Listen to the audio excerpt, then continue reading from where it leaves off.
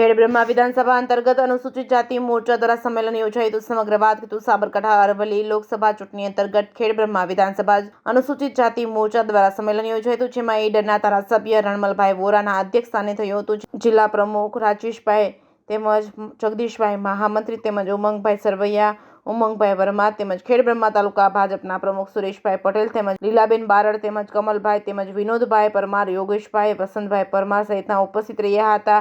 આ પ્રસંગને અનુરૂપ રણમલભાઈએ જણાવ્યું હતું કે આગામી ચૂંટણીમાં મોટી સંખ્યામાં દેશના વડાપ્રધાન નરેન્દ્ર મોદીને ત્રીજી વાર પ્રધાનમંત્રી બનાવવામાં મતદાન અવશ્ય કરી અને છેવાડાના માનવી સુધી વિકાસની વણઝાર પહોંચેલ છે. અનુસૂચિત જાતિ માટે અસંખ્ય યોજનાઓ શરૂ કરેલ છે, જેનો લાભ આપણા સમાજના ભાઈઓ તથા બહેનોને મળે તે માટે દિશામાં કામ કરવા હાકલ કરી હતી. કાર્યક્રમનો સફળ અને ભારતીય જનતા પાર્ટીના ઉમેદવાર શોભના બારૈયાને જંગી બહુમતીથી જીતાડવા અપીલ કરી હતી. કાર્યક્રમનું સફળ સંચાલન રોહિતભાઈ બારડે કર્યું હતું.